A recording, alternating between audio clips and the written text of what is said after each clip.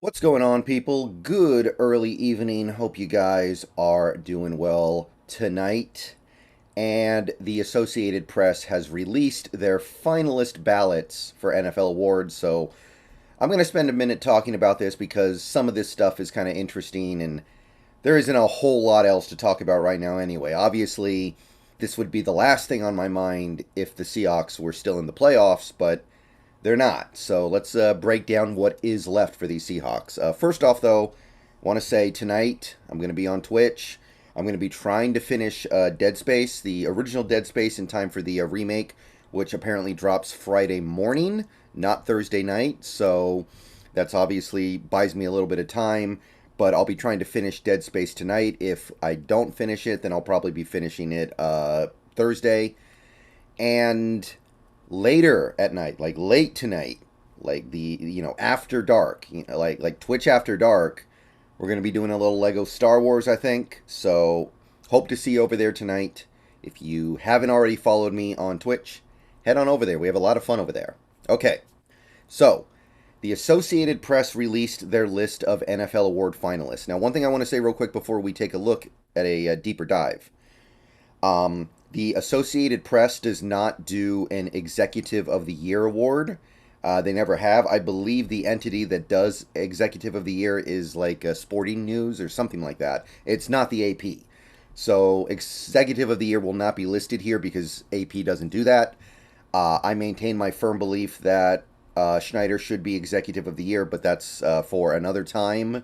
That's not going to be discussed here. So what we do have is MVP, which proceeded pretty much exactly how you would expect. You had the four big quarterbacks, and then you had Justin Jefferson. Makes sense. There was certainly no Seahawk who was on the MVP list at this point.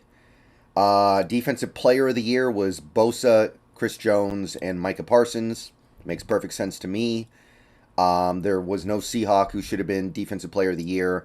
I know one or two people say that Woolen should have been, but no, he's got some work to do if he wants to ever be a Defensive Player of the Year candidate. Okay, he's got to become a more well-rounded, all-around player in terms of his tackling.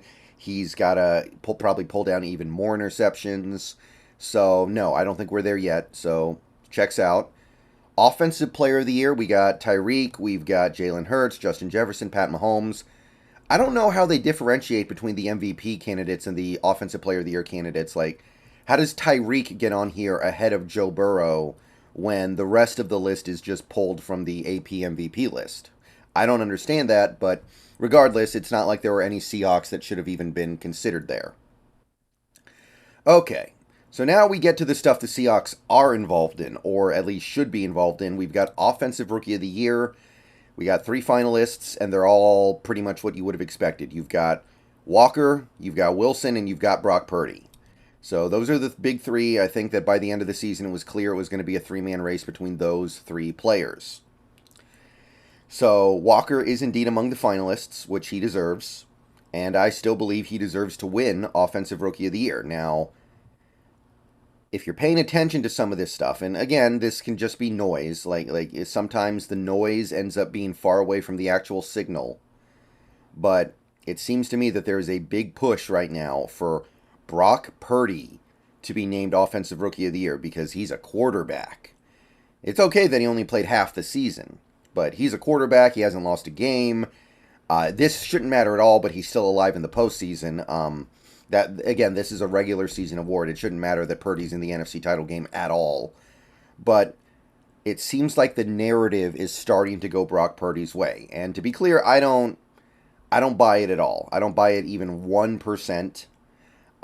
In my mind, Walker 100% should be Offensive Rookie of the Year. And that if he doesn't win it, it should be Garrett Wilson, who had I believe it was 1,100-yard season with garbage at quarterback.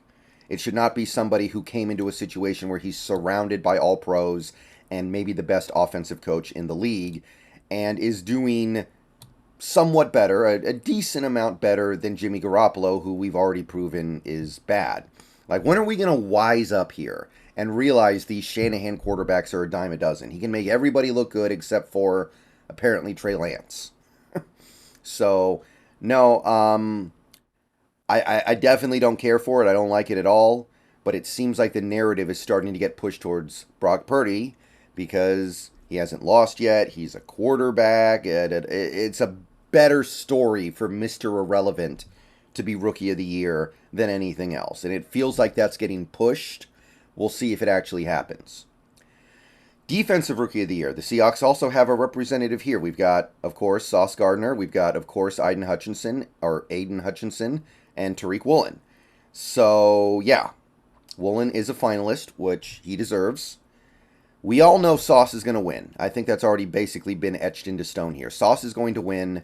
In my mind, he doesn't even come close to deserving it. I will say this, though. At the end of the day, the referees let him get away with holding people 20 times a game. That's, that's their prerogative, I guess. And at the end of the day, it is allowing him to play really good cornerbacks. So I guess I can kind of understand it from that angle. But in terms of who the better player has been, I think it's clear. But let me just say this. Yes, I think Woolen is better than Sauce, and I think Woolen should win Rookie of the Year over Sauce. However, and I already said this before, I'll say it again, Hutchinson, I think, should win Defensive Rookie of the Year. I think Hutchinson was the best defensive rookie. He had almost 10 sacks, and he actually had 3 interceptions. And he played the run fairly well, too. And he played a large percentage of his team snaps, given the fact that he's a front 7 player. So, to me, Hutchinson should be Defensive Rookie of the Year. So, Tariq won't win it because Sauce has already been determined to be the guy. In fact, I think he got named Defensive Rookie of the Year before the season even started, if we're being honest. But, yeah, I'm fine with Woolen not winning it. I don't think that he deserves it because at the end of the day, he didn't finish the season very strongly compared to how he started it.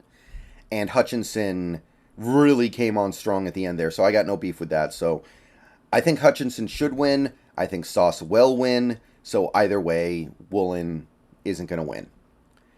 And that's okay. Okay, AP Comeback Player of the Year. We've got another Seahawk listed here. You've got Comeback Player of the Year, Saquon Barkley, Christian McCaffrey, Geno Smith. Again, 3 no-brainers. And I would remove Saquon from this list right off the bat. There's no way he should win when Christian McCaffrey had a better season. He just did. He was more efficient. He was more productive.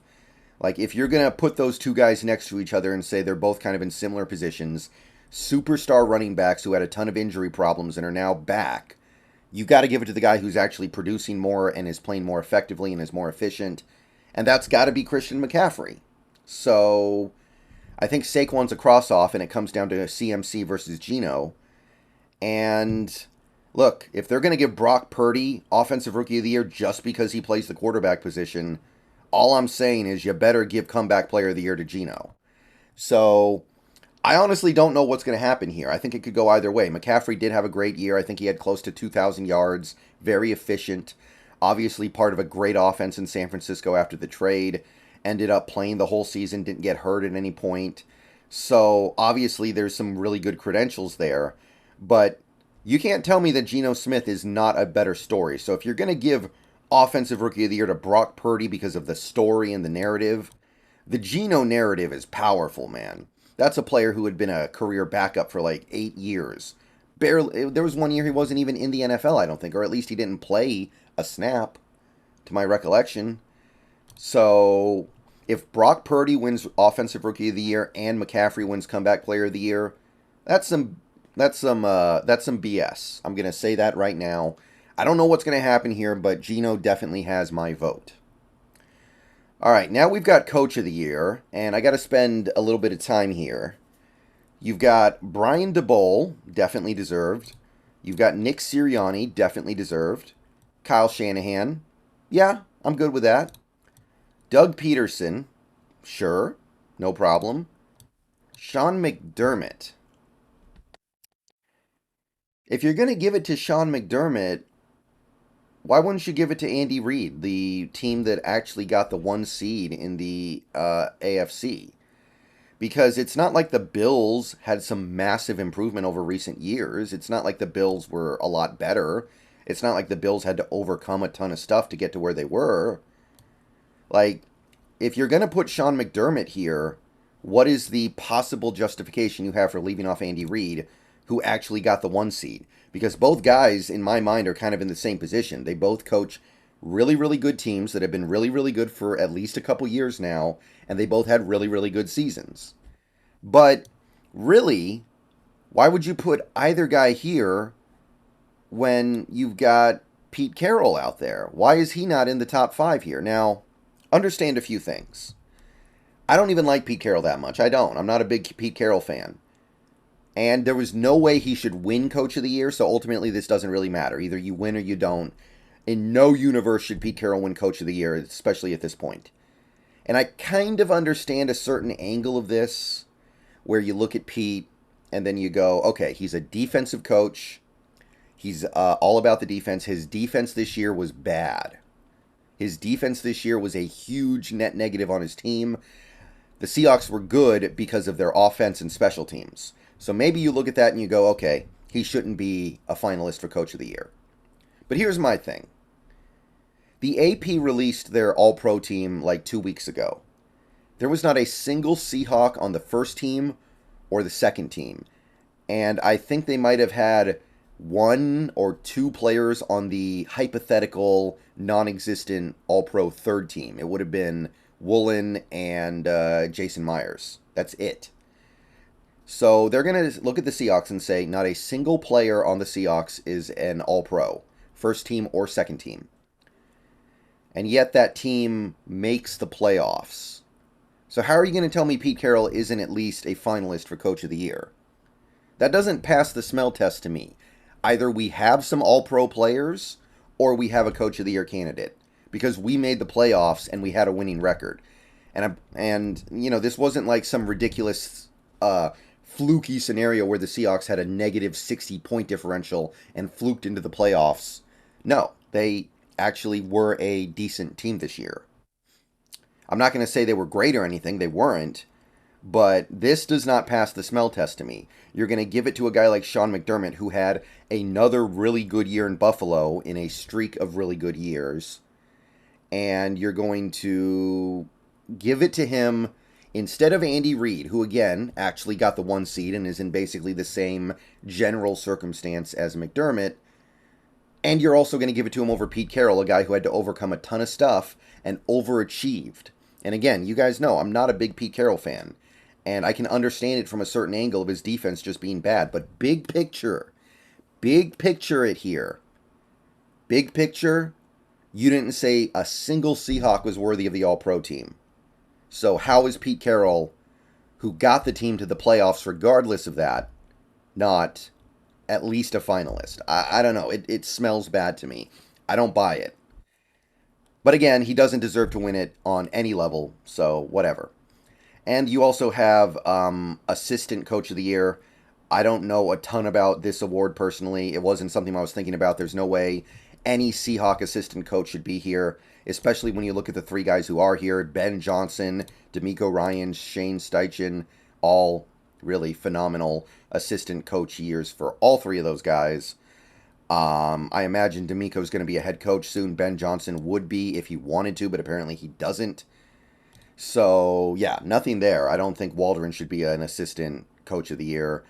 And that's it. So let me know what you guys think. But I got to tell you, this choice for coach of the year, these finalists, even as someone who doesn't really care that much for Pete Carroll and can acknowledge the problems he had this year, big picture it just doesn't pass the smell test for me. Either we have some all-pro level players or we have a coach of the year candidate. All right. I'll see you guys later. Go Hawks. Hope to see you guys on Twitch and more videos coming in future days.